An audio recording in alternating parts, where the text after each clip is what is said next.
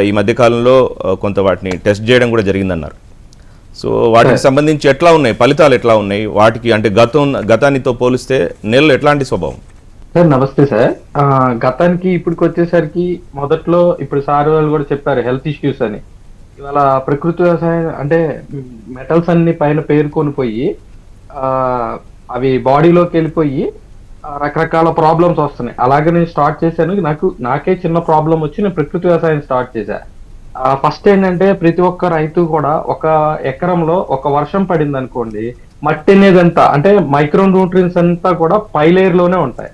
ఇవంతా కూడా ఏంటంటే వర్షం పడేసరికల్లా ఒక గంట పాటు వర్షం పడితే ఒక 15 టన్నుల మన టాప్ సాయిల్ మొత్తం కూడా కొట్టుకొని వెళ్ళిపోతుంది సార్. ఇందాక సార్ కూడా చెప్పారు సముద్రంలోకి వెళ్ళిపోతుందని.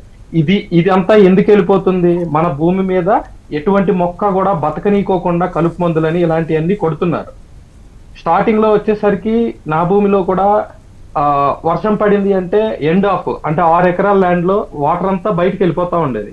ఇక్కడికి వచ్చేసరికల్లా ప్రతి సంవత్సరం 2 ట్రాక్టర్లు మట్టి తీసుకొచ్చి పోసుకోవాలి, అంటే పెద్ద గండి పడేది.